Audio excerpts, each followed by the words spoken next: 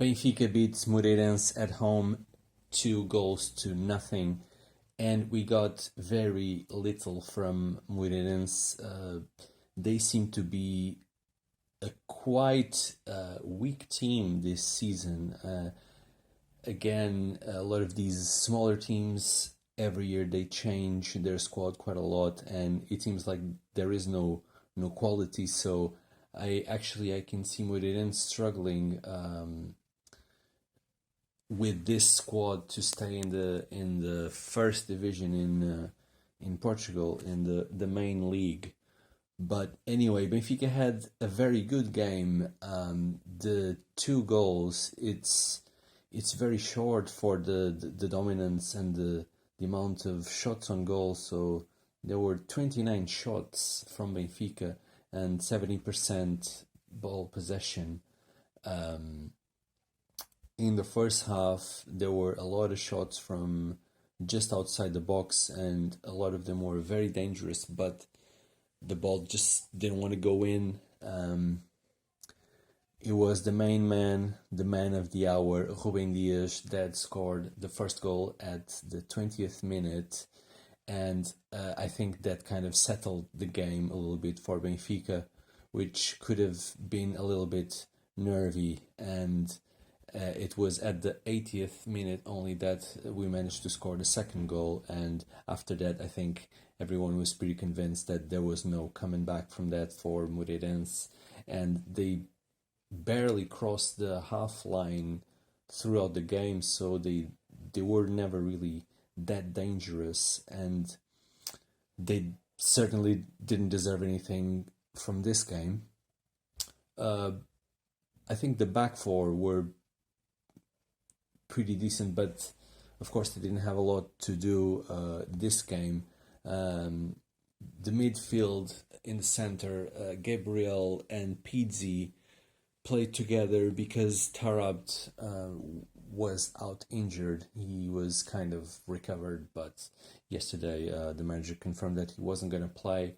And I think that from the two that played today, Gabriel is starting to claim his defensive midfield role, and I think that he can possibly be the one that is going to be the player getting the most minutes. I think Weigl, after a first poor performance in the first competitive game of the season, lost a little bit of space to Gabriel, and he's been doing reasonably well. I think that Gabriel has a lot to progress because last season he played in a few different positions in Benfica's midfield. He was a regular, but he wasn't always playing in the same position. So I think the routines are very important, and obviously knowing your colleagues, knowing your function, and I think he's going to improve a lot under Jorge Jesus. I think that Pizzi didn't have the best of games, and he ended up being substituted at minute 66. I don't know what's going to be the role really for Pizzi this season, because he's going to be doing something different. The manager has confirmed that he doesn't see him as the winger or playing a little bit more on the right as he was playing last season, which he had a great season with loads of goals and assists, but that's just not where the manager sees him playing to his best. So again, I think a little bit like Gabriel, Pizzi will also need a little bit of time to adjust. And if Tarabt recovers well and continues to perform as he has been for the last couple of games, it's going to be an interesting internal competition for that midfield. I think Everton had a very good game. He's a player that has a very easy shot, and he's very often dangerous, and he has a positive game. Obviously, he wasn't really involved that much in in the goals. So he wasn't as much as of a relevant figure, let's say, in this game, but he had a positive game. I think Luka Waldschmidt didn't have as much of a good game. I think he's a little bit more of a underdeveloped player. I think he's gonna be worked very hard by the manager. He's 24, but I think that in certain aspects of the game he's still a little bit immature, and I do feel like he can grow a lot, and hopefully he'll become a very useful player throughout the season. But I can see him kind of going in and out of the team as his form kind of fluctuates and he adjusts to the way that the manager wants him to play, what the teams we're playing against are, and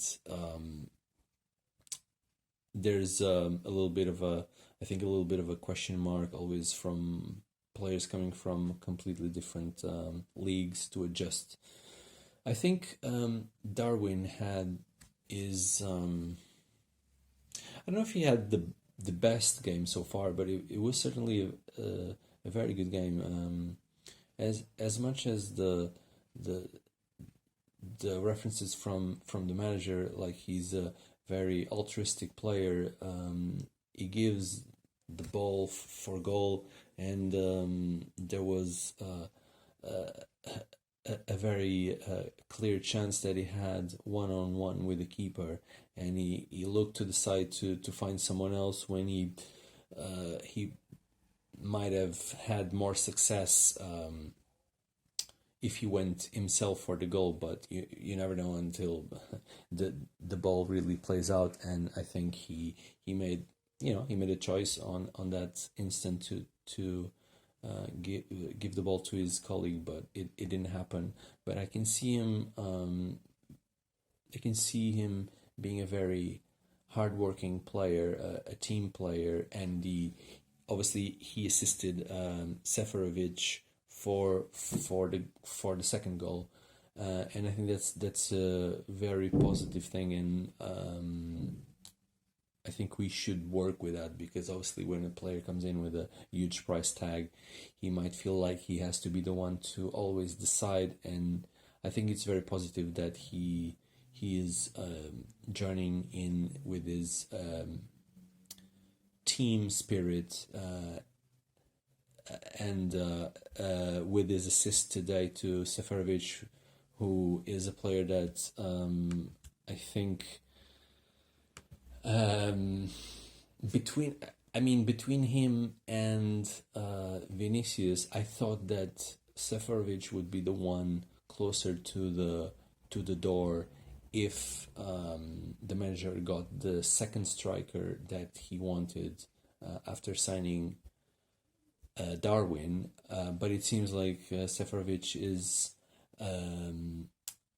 a choice ahead of Vinicius, and I think that's probably to do with his mobility. I think Vinicius' finishing is probably better, but he doesn't have as much as the hold play as Seferovic has, and also the mobility and the ability to show up in the right place to score, and Seferovic has probably a little bit more of that instinct to find the goal.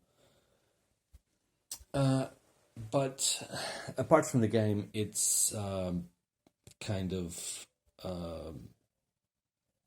known fact.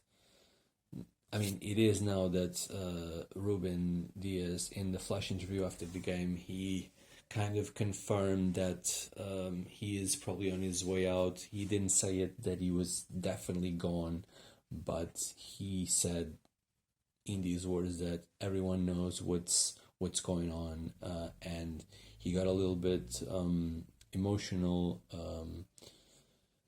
talking about this. He celebrated the goal next to Rui Costa, and it had a meaning that probably thanking Rui and his role with the team, but probably also confirming that he's on his way out. He's 23 years old. He's international for Portugal. He's regularly playing for Portugal. He's the only player for Benfica that plays regularly for the Portuguese team, and obviously he would have a lot of teams interested in him. The only reason that probably no one came in earlier to get him is because of his very high price tag. I think what's being discussed is that City wants to pay a certain fee and maybe send a player in for Benfica, because Benfica is gonna be short center back. We really lack in that position. Actually, the manager wanted another center back without considering any sale. So it's being talked that Otamendi, the former Porto centre back, and obviously now with Manchester City at the moment, that he could be the one coming to Benfica as part of the deal.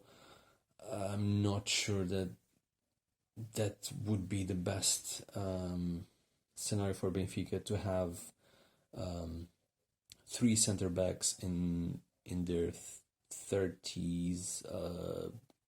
I think all of them would be 32, 33. So that would not give a lot of longevity to the team.